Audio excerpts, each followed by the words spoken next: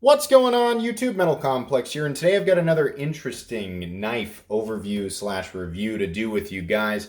This is the Andre de Villiers Mini Cleaver. Now, real quick here, I'm gonna let you guys take a look at the other side, because if you go and Google this, you're gonna come up with a slightly different blade shape that's got a hole in the end. According to this knife, and how it's printed on here, this is what a mini cleaver looks like when it was made in 2018. I imagine, this is a current model. So, but I just wanted to let you guys know, because I know people are going to go Google these and be like, well, what, this is different than what I'm finding. This knife belongs to Mr. Jeff Goodnow, who has provided all of the knives that will be shown on my channel for review this week. It is my understanding that Jeff purchased this directly from Andre on Instagram. So, you can find these in small quantities kind of scattered across the different retailers that we all go to across the internet. You're going to find lots of different, if you go to places like Arizona Custom Knives, that kind of sell knives on consignment that are owned by other people. You're, of course, going to find some of these butcher-style knives from the past, in which case they have different, there are different generations. There are generational differences, both in appearance and blade shape and pocket clips and all this stuff. This is a 2018 model. It is in the mid-tech category. There are custom versions of this. In fact, talking with Jeff, I found out that he purchased this for $400. I've seen these mini cleaver style knives up as high as $900. It would not surprise me if they go higher than that, especially if you get a full dress version from Andre. But anyways, I just wanted to kind of talk about that there for a second. So let's go ahead and take some measurements of this amazing little knife. And I say little like heavy quotes there. Overall length is 7.5 inches. The blade is coming in at about, the total blade length is coming in at like 3.3, maybe 3.4 inches, but your actual cutting edge looks to be only about 3 1/8. You have a lot of space here between the sharpening choil and where the frame comes down. So it actually is a pretty large blade in contrast with the frame. By the way, I am attempting to record in full HD, not 4K, but 1080p at 60 frames per second. We're going to find out if my phone limits me. But if it doesn't, then that's how we're going to do these videos from now on, because it just looks better in my opinion. Up against the Ontario Rat Model 1. Rat 1, you can see coming in at about 8.6 inches overall. So despite the Rat being substantially longer, it really doesn't look all that big up against the mini cleaver here. How about up against the Spyderco PM2? Spyderco PM2 coming in at 8.3 inches overall. How about up against the Benchmade Griptilian, or in this case, the Ritter Hogue? Ritter Hogue coming in at 8 inches overall.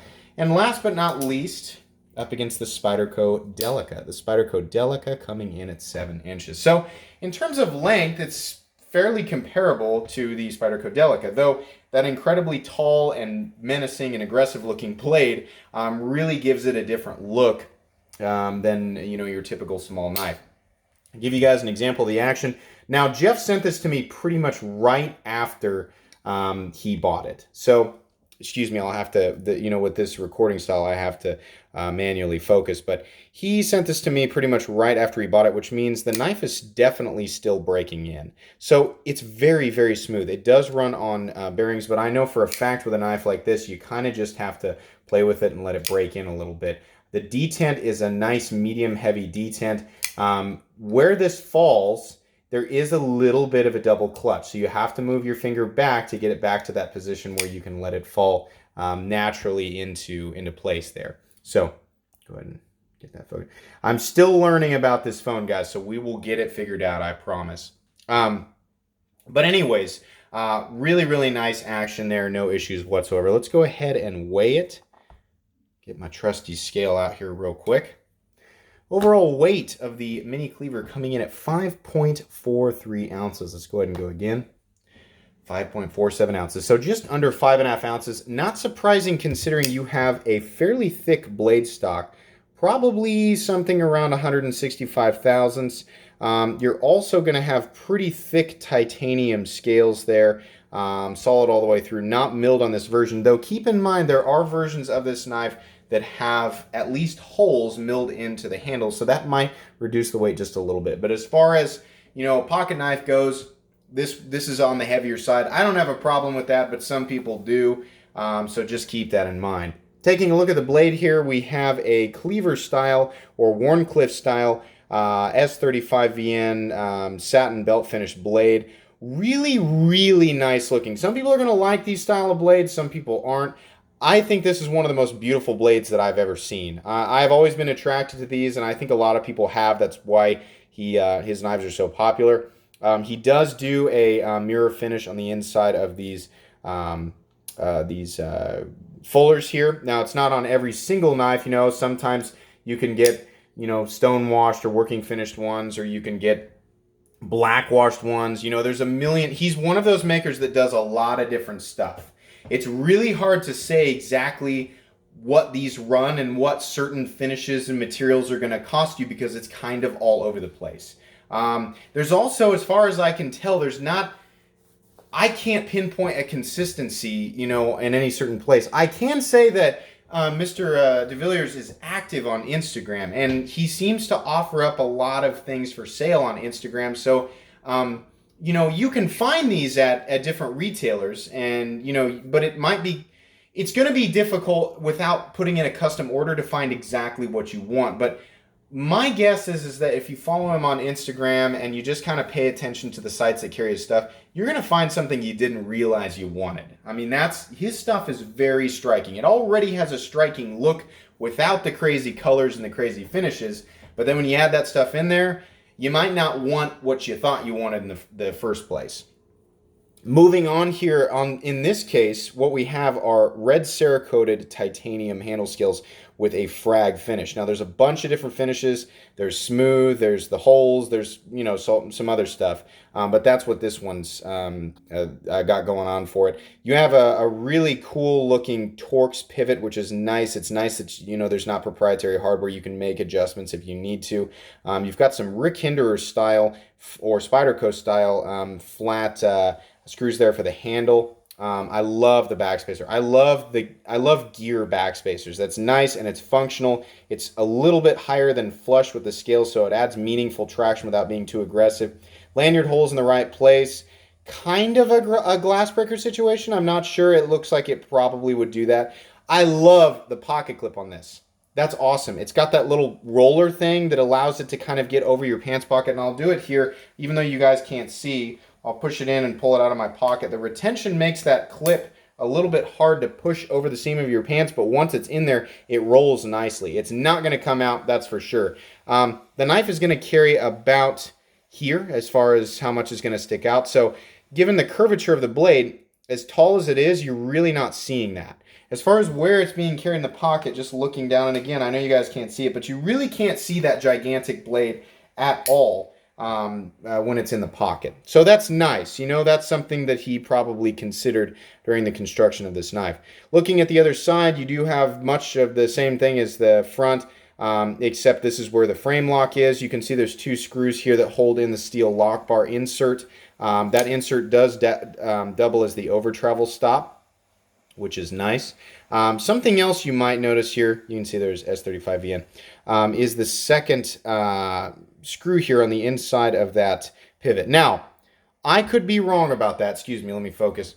I could be wrong about that, but as far as I remember, you're actually able to adjust a bushing so that you can really, get to the point where the action is exactly the way that you want it. And it's kind of like two adjustments for the pivot. One, pushes into the blade one way and the other one pushes in another way, and that way you can get the blade centered and have exactly the action you want, whether you want it more stiff or you want it more smooth. It's my understanding that system is still being implemented on these knives. I like that. I do. I remember on my old one, which was the medium-sized one, it created a situation where I was messing with it more than I was using it. And that's just me. Some people will probably get it exactly the way that they want it, and they'll Loctite it, and they'll forget about it, and it'll be perfect forever. But it is something that you can do on these knives, and just taking a look at the pivot, it looks like that's still the case. So that's pretty cool. Anyways, I really like the frag pattern on this. In fact, I really like the kind of Warzone look that these things have. I mean, that's what it looks like. This looks like something that you would find on a battlefield. And Wharncliffe style blades do have their utility. I mean, I think the straight edge has a self-defense purpose to it, but I mean, it certainly has its place in utility too. For one thing, the tip stays away from you while you're cutting, unless you're cutting towards yourself, which you should never be doing. So I like that.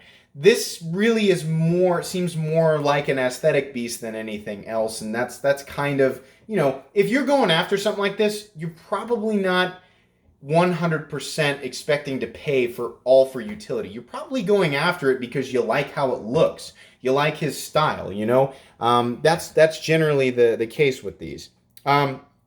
All the edges are nicely rounded off. This isn't a knife that actually creates a hotspot situation. And despite me not quite being able to get all 4 of my fingers on the knife, it's thick enough that it fills out my hand. And I can force my pinky onto this. This is a smaller knife. It's not really a small knife. It's just more of a medium-sized knife that really feels like a full-size knife. I honestly expect, as far as like mini versions of knives go, I honestly expected it to be smaller than it actually is. And for that reason, I'm really impressed with it. In fact, I think a lot of people who are interested in these knives would find that the medium or large ones are just too big for them. I honestly think a lot of you would get this small one and go, you know what? That's exactly the right size. That's kind of what I was hoping for. And to the common person, I'm telling you, you whip this. It's like I was talking about in my Knife Guy series for Sunday. You whip this thing out in front of the average person, and they're going to think that that's a gigantic knife. Not a medium-sized knife. They're going to think that is a huge knife. So for a lot of people, that might be all the bigger you need it. It's certainly bigger than for people who are used to purchasing knives in this price range. It's definitely bigger than the small Sabenza or small Nkosi. It's definitely bigger than the Hinderer 3-inch. It's definitely bigger than the half track. I mean, it's bigger than all of those knives. So if you're looking for a knife that's still kind of compact but gives you that bigger knife feeling, but you don't want to carry an 8-inch knife or an 8.5-inch knife, maybe this is for you, absolutely.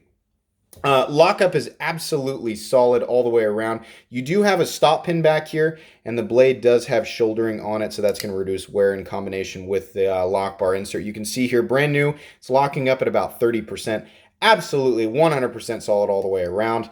I've actually handled 4 knives now from Andre de Villiers, thanks to Jeff. 3 that he sent me and the one that I had. None of them have ever had lockup issues. All of them have come centered. You can see here, if my camera will focus. Apparently, when you record at 60 frames, you have to manually focus. You can see there the knife is centered. I love the look of that blade from the nose down. It just looks nice. But fit and finish on these guys is excellent. Absolutely. It's my understanding that these are in the mid-tech category, which means there is some human interaction, some hand fitment that goes into these. And like I said, there's a massive price range, but I gotta say, I messaged Jeff and I said, hey, how much did you pay for that mini cleaver? And this is what I thought he was gonna say. I thought he was gonna say $500 to $550. It really surprised me when he said $400, because it's not like, like Hinderer and Chris Reeve, a lot of people might call those mid-tech, but I believe they're still, by the mass majority of the knife world's definition, they're still considered to be ultra high-end production knives. This is, as far as I know, it's a mid-tech. So, I mean, even, you're looking at, in places, mirror-polished S35VN in a blade shape that is not, it's really unique. That's a unique blade shape. You've got great action. You've got a pivot that can be adjusted more so than the standard pivot in terms of, your liking for action. You've got Cerakote on the titanium, which is something that you don't see a lot. Nice frag pattern, nice fit and finish all the way around. You've got a unique looking pocket clip. I mean, really, this knife offers a lot more than what you generally see on a $400 knife nowadays, especially considering it is made in the United States. Yes, this knife is made in the United States. Andre de Villiers doesn't just use S35VN either. As far as the ones I have in my possession right now, I've got Damascus, I've got M390, and I've got S35VN. It wouldn't surprise me if there are, other choices. As far as things that that bother me a little bit, I'm not going to say they're deal breakers. Like I said, there's a little bit of a double clutch situation. I don't know if that's the same thing with the large one. It's just something I've noticed with this guy. The other thing that I will point out, and this is only for people considering any of the Cerakote models, something that is the nature of anything that's Cerakoted is every now and then you're going to get little areas that aren't quite perfectly finished. You can see there's a little bit that wasn't completely Cerakoted, and it's not a flaw in necessarily in manufacturing. I've seen other knives with Cerakoted blades and handles, and it's not a process that yields an absolutely perfect result every time. But if I were to give it a grade on how it looks aesthetically all the way around, I'd give it like an A. It's not an A plus, but it still looks really, really good. And what you're left with is you don't have to have an aluminum handle to get this color. It can still be titanium, and it still looks awesome, and it's smooth to the touch. Cerakoted titanium feels really nice. You know, it's not, I don't want to call it rubbery, but it's almost like a rubbery smooth kind of feeling. I like it. So, and it, you know, on a knife like this, red, it just looks good on this sort of Warzone style knife. I like this. You know, if this was over $500, I'd have a harder time recommending it. And obviously this knife isn't going to be for everybody, but considering it is fairly compact, though it is aggressive, it has excellent fit and finish, excellent materials, and it's at a reasonable price for what it is and where it's made and how it's made. Yeah, I can recommend this. I know a lot of you are like, you're just saying that because he, you know, lent you his knives. Listen, Jeff didn't make this knife. He just bought it. So, I mean, I don't feel compelled to give it a good review just because he lent it to me. I honestly can recommend this. You know, the blade gets reasonably thin behind the edge, and it's ground well. I mean, the final edge is done really well. If I can get my phone to, there we go. The final edge is done well, and it's plenty sharp. I mean, really sharp. In fact, you know, there's no part of me that doesn't think that this knife could go to town on whatever it is that you would ask of it. So, really, really cool. This is a fun knife. Thank you again, Jeff, for giving me the opportunity to take a look at this. This was awesome. I enjoyed the smaller one a lot more than I thought I would. I thought I would focus on the larger one and the custom one a lot more, just around the house, kind of playing with it, but this is really fun. I like it. So, anyways, guys, I hope you enjoyed this video. If you did, please leave a like. If you'd like to check out my other content, I do, of course, have lots of videos of knives that are either expensive or inexpensive that I do or don't like, so check those out. And if you enjoy all my content, then please subscribe to my channel because there's definitely more coming. Thanks again for watching, and have a great day.